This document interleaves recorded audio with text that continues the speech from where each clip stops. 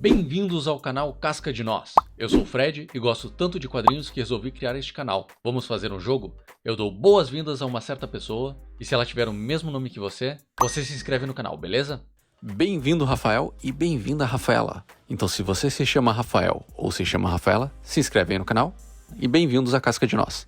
Este vídeo é patrocinado por Honra, um quadrinho que conta a história de Koichirosuke, um samurai que viveu em 1550 e foi escravizado e vendido no Brasil. A HQ digital está disponível na Amazon por apenas R$10, link na descrição.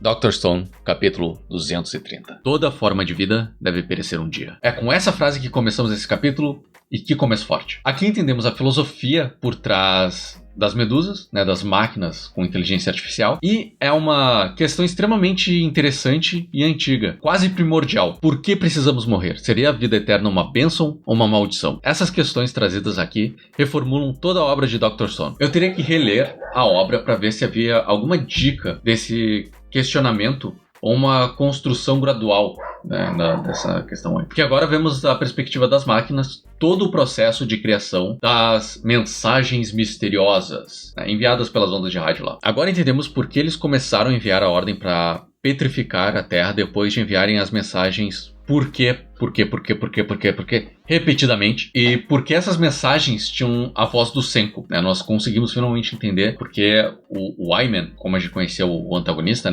tinha a voz do Senku. Eu tinha toda essa teoria de que era viagem no tempo, talvez, ou que tenha sido, sei lá, algum parente do Senku, já que ele foi adotado, pode ser alguém, envolvendo... Mas não, acaba recontextualizando toda a obra, inclusive aquela pergunta, você quer morrer? O Wyman tinha falado pelo rádio, aquilo não foi uma ameaça. Nós descobrimos que aquilo não foi uma ameaça, e sim um questionamento sincero das medusas, Por que tu quer morrer? Por que tu não quer ser petrificado? Por que tu não quer a vida eterna? A parte que as medusas dizem que somos burros, ou melhor, inteligentes, mas não tão inteligentes, mas não o suficiente, consegue explicar um pouco os problemas trazidos no capítulo passado. A única razão de ter demorado milênios para os humanos se despetrificar foi justamente porque não temos a capacidade cerebral suficiente para despetrificar em apenas alguns anos. Pois, como explicado pelo Senku, acho que foi até na primeira temporada, a queima de calorias gerada pelo uso das ondas cerebrais corroem a petrificação,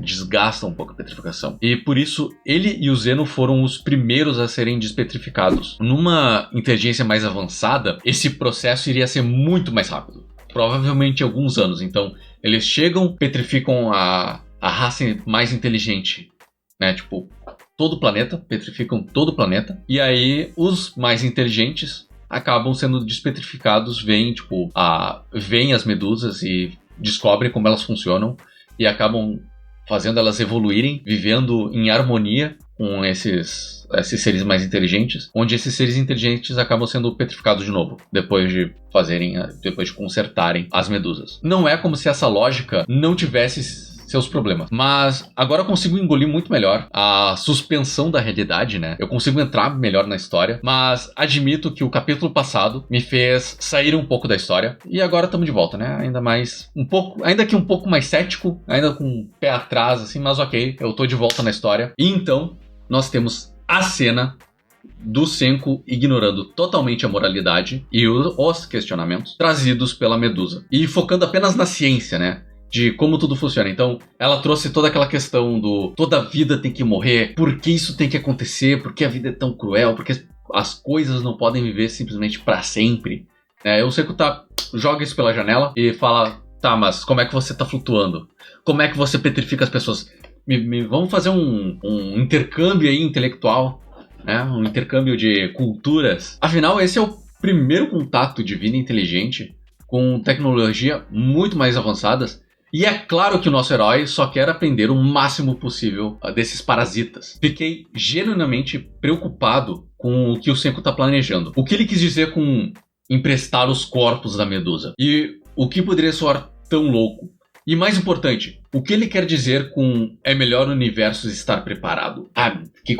Quando eu vi aquela cena, eu fiquei todo arrepiado. Eu quero ver como é que eles vão animar isso aí, sabe? Porque, no texto tá muito bom. Agora eu quero ver a adaptação para anime, Um ótimo capítulo de construção. Estou animado e com medo ao mesmo tempo. O que o Senku está planejando? Estaríamos superando a tecnologia do século XXI nos próximos capítulos? E entrando numa verdadeira narrativa sci-fi? É um questionamento. Mal posso esperar para o desenvolvimento e o fechamento dessa obra, porque parece que Dr. Stone está acabando. Ele aparenta estar entrando no arco final e vamos ver o que vai ser dessa obra. 9 de 10. 9 de 10. Nota final para Dr. Stone, capítulo 230.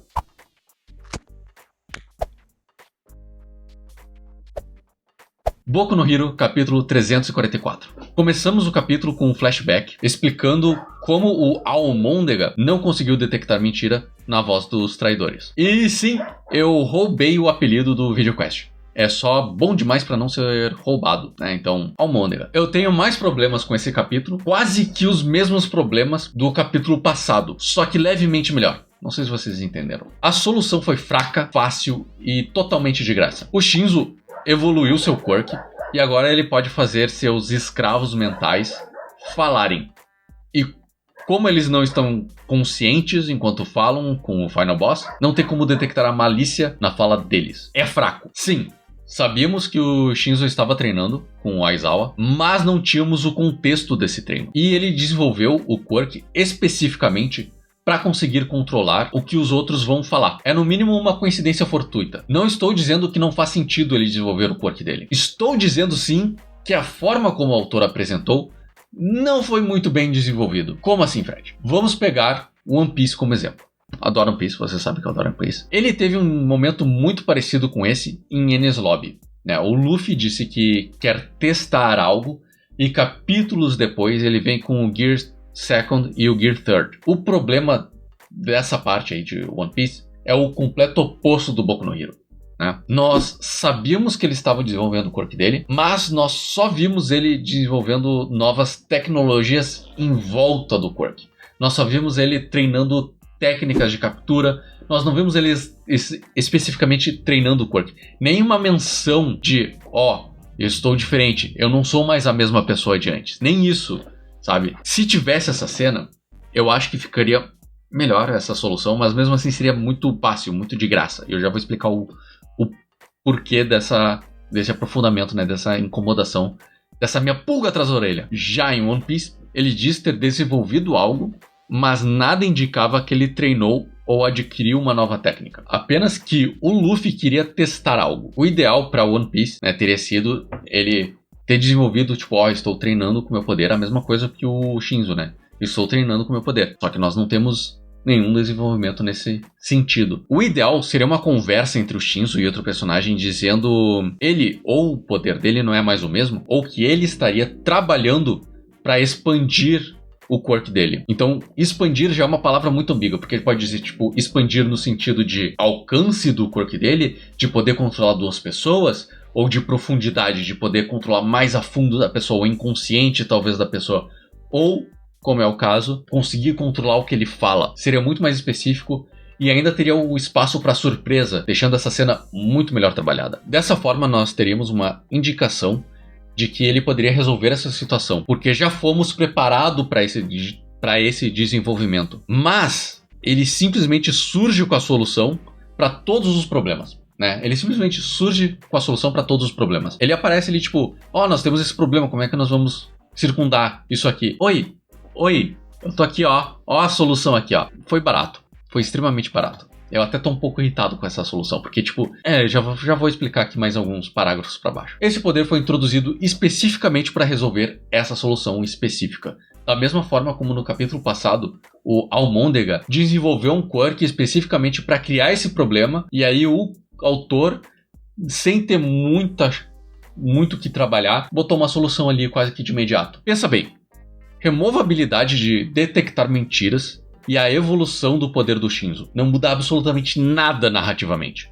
Ou seja, esses poderes foram criados especificamente para deixarem esse capítulo menos parado, para criar uma tensão artificial na história. Só posso pensar que isso foi sugestão do editor para não deixar essa transição de arcos tão pesada de informação e com pouco conflito, gerando uma solução fraca e sem peso narrativo.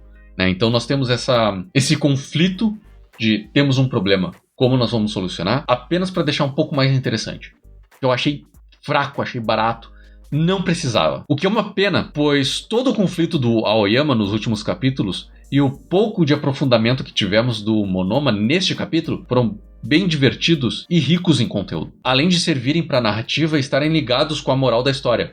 O que é ser um herói e o que é preciso para ser um super-herói. Então eles trabalham tudo isso, né? Inclusive, quero falar muito brevemente do Monoma, que eu acho que eu já me passei aqui. Ele continua um personagem insuportável, mas agora ao menos entendemos de onde vem o complexo de inferioridade dele. Tendo um quirk que serve mais de suporte, que não funciona por si só, e a sociedade empurrou goela abaixo a ideia de que ele era menos que os outros por conta desse quirk. Né? Você não consegue fazer as coisas sozinho. Logo, tu não é tão bom quanto o All Might, que resolve todos os problemas sozinho. Esse é um exemplo, né? E agora esse quirk, considerado inútil para um herói, foi peça central do plano para derrotar o Final Boss. Parafraseando o Goldie Roger, já que eu fiz uma ligação aqui com One Piece, né? Todos temos nosso momento de brilhar. E esse foi o momento do Monoma. Parabéns pro Monoma, o garoto aí, né? Capítulo cheio de coração. Eu realmente fiquei sentido pelo Monoma e eu consegui entender mais. Ainda acho ele extremamente irritante. Mas agora eu vejo de onde ele vem. Ele tem pequenos poréns esse capítulo, né? Com essa questão do conflito falso. Né, de um falso conflito que não existia. Então, reduzi um pouco, mas 6 de 10. Acima da média, eu realmente gostei. Fiquei surpreso ali com o Monoma. E dessa questão da sociedade também, de como eles veem quirks. E de como quirks afetam a psicologia e o desenvolvimento da pessoa. Então eu tô gostando desse arco que está por vir, na real, desse início de arco.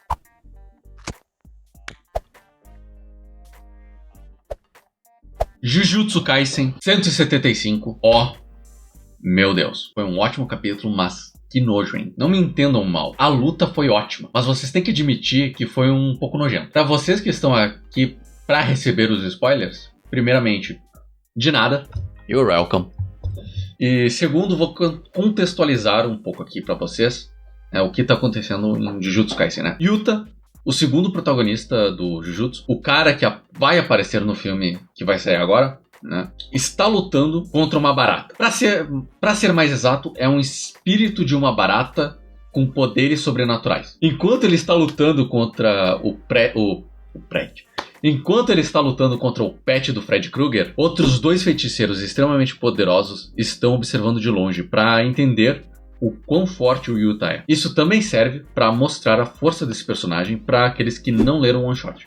E para mostrar o quanto ele cresceu desde o episódio do carnaval lá dos demônios. Só que a luta não mostra isso. Nós já tivemos uma demonstração da força dele, e se ele derrotasse essa criatura do inferno tão fácil, não seria um bom capítulo. E o autor sabe disso. Então ele decidiu nerfar o cara.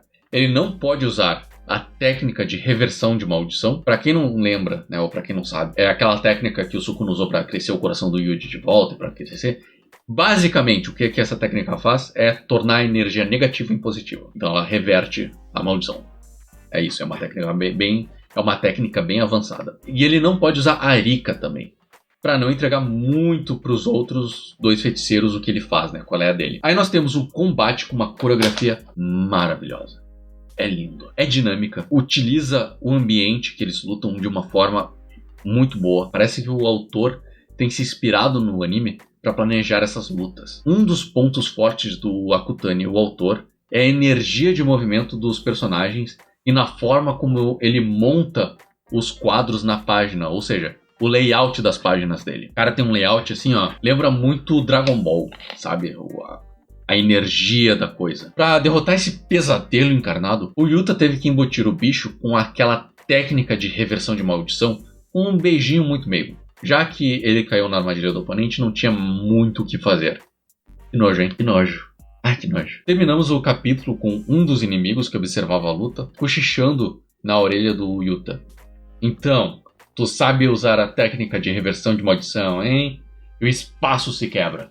Muito legal essa relação, inclusive. Essa mulher é aquela que usa aquela técnica, né, de ser o ar ou se tornar o céu ou algo parecido. Eu não entendi muito bem o que é essa técnica dela. Me parece ser um oponente extremamente complicado de lutar, mas eu ainda não entendi muito bem como a técnica dela funciona e qual é a extensão dos poderes dela.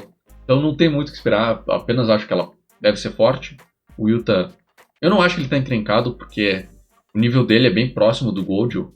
E ele ainda não usou a Arita, não usou a Arika, né, que é o principal assim dos poderes dele. Foi um bom capítulo, foi um ótimo capítulo, apesar de nojo.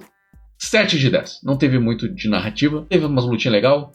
Lutinhas legal dão ponto pra mim, mas de um aspecto técnico, assim, de narrativa, 7 de 10. De um aspecto técnico de artista, 10 de 10. Sensacional, maravilhoso. E foi isso. Estes foram os mangás da semana. Muito obrigado por ter assistido até o final. Se quiser participar das lives de review, eu estou presente no site roxo toda segunda-feira, das 1h30 até as 5 da tarde. Se você gostou do vídeo, dê um like e comente o que você achou dos capítulos. Quero muito saber a opinião de vocês.